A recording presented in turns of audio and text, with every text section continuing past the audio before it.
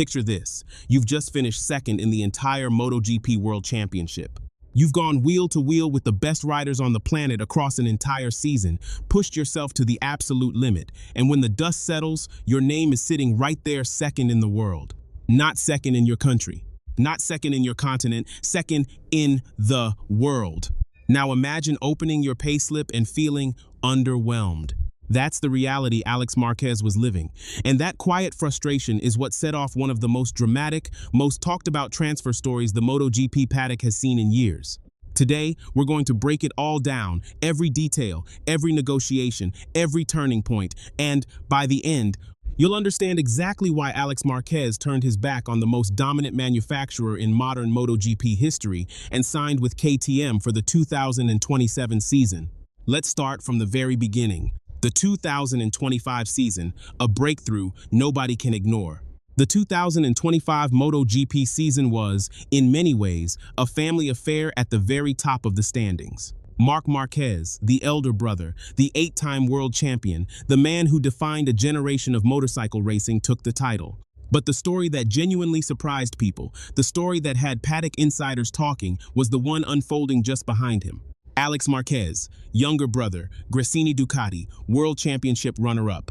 Now, some people still underestimate what that actually means. The MotoGP grid is not a collection of average riders who got lucky. These are the finest motorcycle racers on earth, each one backed by enormous manufacturer resources, elite technical teams, and decades of engineering knowledge. To finish second across an entire season of that competition, not one race, an entire season, is genuinely extraordinary. Álex didn't stumble into that result. He earned it, consistently, race after race. He was there, at the front, fighting, pushing, delivering. And yet, when journalist Manuel Pacino revealed what Álex was actually taking home from Gresini, the paddock did a collective double take. $430,000 a season. Read that number again. $430,000. For a world championship runner-up. For one of the sharpest, most consistent riders on the entire grid. In a sport where some riders earn north of $10 million a year, Álex Márquez, fresh off finishing second in the world, was being paid what many would consider a mid-level salary. It wasn't a scandal, exactly. Gresini is a satellite team, not a factory operation, and satellite teams work within different financial structures. But it absolutely crystallized something in Alex's mind that had been building for a while. He was worth more, significantly more, and it was time to go and prove it. The Ducati dream that wasn't to be. Here's the part of the story that makes everything else make sense. Álex didn't walk away from Ducati because he fell out with anyone or because he had some dramatic disagreement. By all accounts, his years at Gresini were genuinely positive. He liked the team. He trusted the people around him. The atmosphere in the garage was one of mutual respect and genuine camaraderie. This wasn't a falling out. This was ambition, outgrowing comfort. What Álex wanted, what he had always wanted, was a factory seat. Not a satellite ride. Not a year-old specification machine dressed up in new colors and presented as competitive. A proper, full factory seat with the very latest machinery, complete manufacturer support, and the status that comes with being a team's #1 priority. And for a period, the path to that seat seemed to run straight through Ducati. It made perfect sense on paper. He was already in the Ducati ecosystem at Gresini, performing brilliantly, proving himself at the highest level. Surely the factory team was the next logical step. Then Pedro Acosta entered the picture. When word filtered through that Acosta, the prodigiously talented young Spaniard who had been one of the most watched prospects in the sport, was set to join the Ducati factory team for 2027, the door didn't just close for Álex. It closed, locked, and someone threw away the key. Add to that the situation with Fermín Aldeguer, who was already tied directly to Ducati and earmarked for the Gresini seat that Álex currently occupied, and suddenly the entire Ducati structure was full, every meaningful seat spoken for, every position allocated to someone else. This wasn't Ducati rejecting Álex. Let's be clear about that. Ducati had simply made their choices, and those choices didn't leave room for him. He had been squeezed out not through any failure on his part, but through the simple mathematics of a manufacturer with too many talented riders and not enough seats. So what do you do when the door you wanted doesn't open? You find a better door. KTM comes calling. At the exact same moment that Alex's future at Ducati was evaporating, KTM found themselves staring at a significant problem of their own. With Acosta departing for Ducati, the Austrian manufacturer suddenly had a vacancy at the very heart of their factory lineup. A genuine, top-level seat, no strings attached, no pecking order to navigate was sitting open. And the name at the top of their list was Álex Márquez. The logic was simple. Álex had just finished second in the world. He had proven he could compete at the absolute front of the field. He brought experience, consistency, and a commercial relationship. His personal sponsorship with Red Bull aligns naturally with KTM's major partnership with the energy drink giant that made the entire arrangement feel like it was meant to be. But agreeing on the move was one thing. Agreeing on the money was quite another. The negotiation, a masterclass in knowing your worth. KTM made their opening move with an offer of $540,000 per season. Now, to be fair, that's an improvement on what Álex was earning at Gresini. But here's the thing, Álex knew exactly what he was worth, and $540,000 wasn't it. Not for a world championship runner-up, not for a rider being asked to come in as the undisputed leader of a factory effort heading into a brand new era of the sport. He declined, firmly and without much hesitation. His counter? Somewhere in the range of $1.1 million to $2.2 million per season. This wasn't an act of arrogance. This was a professional athlete who had done his research, understood his market value, and was absolutely not prepared to undersell himself simply because the first offer sounded better than his current contract. The gap between what KTM offered and what Álex asked for was enormous, but it told you everything about where he saw himself in the sport's hierarchy. After negotiations that were, by all accounts, genuinely tense at points, both sides found common ground. Approximately $1.1 million per season. More than double his Gresini salary, a figure that, for the first time in his career, actually reflects the level at which he is competing. A contract that, finally, respects the rider rather than just the team's budget.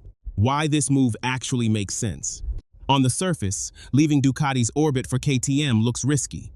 Ducati have been the dominant force in MotoGP for several years.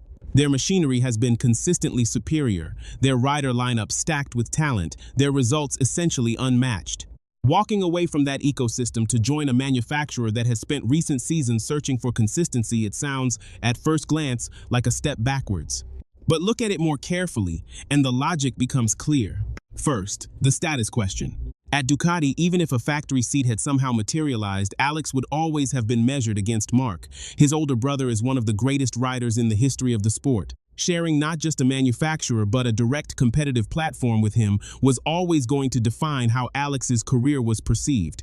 At KTM, he steps out of that shadow entirely. He is the factory's #1 rider, full stop, no comparisons. No footnotes. Second, the Red Bull factor. Alex's personal sponsorship with Red Bull is not a minor detail. Red Bull are one of KTM's most significant commercial partners. The alignment between Alex's personal sponsor and his new manufacturer creates a smooth, coherent commercial structure that benefits everyone and almost certainly made the financial side of the deal easier to navigate. Third, the 2027 technical revolution. This is perhaps the biggest factor of all, and it's one that doesn't get talked about enough in mainstream coverage. From 2027, MotoGP makes a seismic shift. The current 1000cc engines are being replaced by 850cc units. Every manufacturer on the grid faces a complete reset. The accumulated engineering knowledge, the refined aerodynamic packages, the carefully tuned electronics, all of it has to be rethought from scratch. In theory, this levels the playing field dramatically. A manufacturer that has dominated with 1000cc machinery has no inherent advantage when everybody starts fresh with 850cc engines.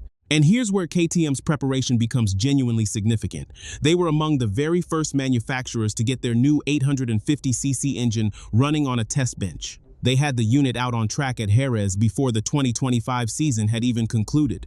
That is not the behavior of an organization going through the motions. That is a manufacturer that is absolutely serious about being competitive when the new era begins. If the regulations reset achieves what it's designed to do, if it genuinely narrows the performance gaps between manufacturers, then KTM's head start in development could prove enormously valuable. And Álex Márquez would find himself at the center of that challenge. Fourth, his teammate. KTM's plan is to pair Álex with Maverick Viñales, promoting him up from the Tech 3 satellite setup. Two experienced, motivated Spanish riders who both have significant points to prove heading into a new chapter. It's a lineup that gives KTM genuine credibility, not a young development project, but a mature, competitive pairing capable of pushing the motorcycle's development in the right direction from day one. Number. The counter-argument. Is this a risk too far?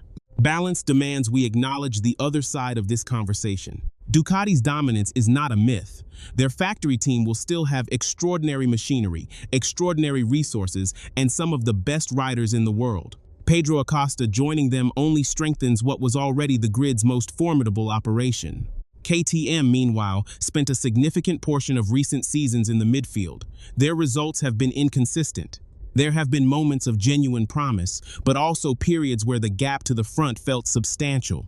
Signing a factory contract does not automatically transform a motorcycle from a midfield contender into a title challenger. And the 2027 regulations, while theoretically leveling the field, are not guaranteed to do so.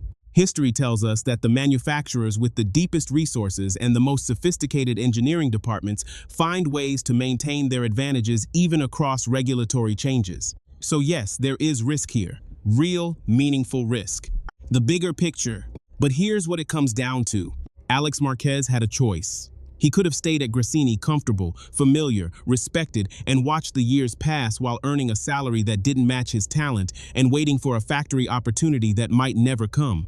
That's a choice many riders make, and it's not an unreasonable one. Or he could take the harder road. He chose the harder road.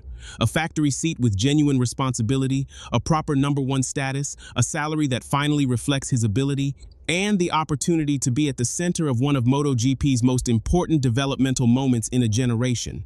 And if KTM hit the ground running in 2027, if their early preparation with the 850cc engine translates into genuine competitiveness, then Álex Márquez won't just have made a defensible decision. He'll have made a brilliant one. Final thoughts. The Álex Márquez to KTM story is, at its core, a story about a rider who refused to accept what he was being offered and went looking for what he deserved. From a $430,000 salary that didn't come close to reflecting his world championship runner-up standing, through a tense negotiation that required genuine nerve on his part, to a final agreement worth approximately $1.1 million per season, Álex Márquez has taken control of his own career narrative in a way that few riders ever truly manage. Whether this move turns out to be a masterstroke or a miscalculation depends on factors nobody can predict with certainty: how the 850cc regulations shake out, how quickly KTM can translate their early development work into race pace, and whether Álex can carry a factory effort on his shoulders in the way the very best riders do. But one thing is beyond debate. He made a decision, a bold one. And in a sport that rewards courage, that counts for a great deal. Enjoyed this breakdown? Like and subscribe for more in-depth MotoGP analysis, the stories behind the stories, covered properly. See you in the next one.